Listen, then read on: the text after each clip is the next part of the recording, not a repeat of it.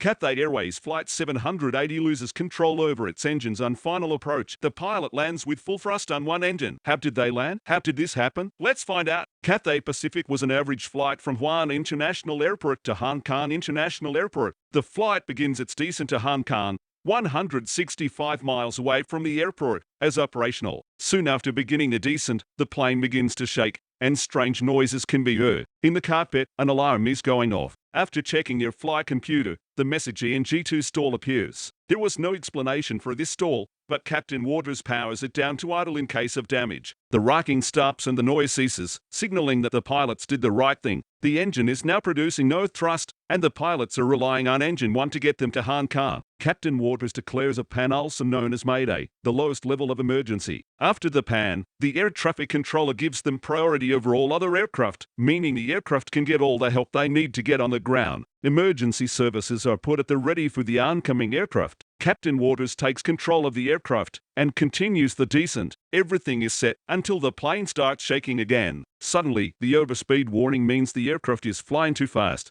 and the crew don't know why they aren't slowing. Captain Waters rechecks the controls and everything is in order. But then Waters sees it and his blood runs cold. Engine 1 is still at 74% thrust, while the thrust is on idle. 74% is too high to be able to land safely, so Captain Waters did not have any choice but to land at the airport in high thrust. The plane slammed high and landed in the runway. All survived with 63 injuries. After the incident, the investigation began. Well, when the pilots saw both engines having the same issue at the same time out of nowhere, they must have assumed a common problem with both of the engines. They found microscopical particles in spherical shape inside the engines and fuel lines. But how did they get there and how did it affect it? We need to go back a few weeks for the answer. Juanda extended their fuel system, and in earlier times planes used to get refueled with tanker trucks. But for larger fuel loads this became unpractical and a fuel pipe work was installed. These works were not being conducted with the standards required, and salt water was able to get in some of the pipes. On the day of Cathay Pacific Flight 780 was fueled, the substance went inside the A330's engine. When the fuel operator was fueling the aircraft, he noticed some vibrations in the pipes but didn't report them. As the flight progressed, the particles accumulated more and more till the end the engine's metering valves were blocked, and that's how the first engine was stuck in 74% with the other engine idle. The other small damages were repaired and back to service until August 2020 due to the pandemic crisis. Thank you for watching this channel. Subscribe, like and comment. Thank you for watching Mam's Domain channel.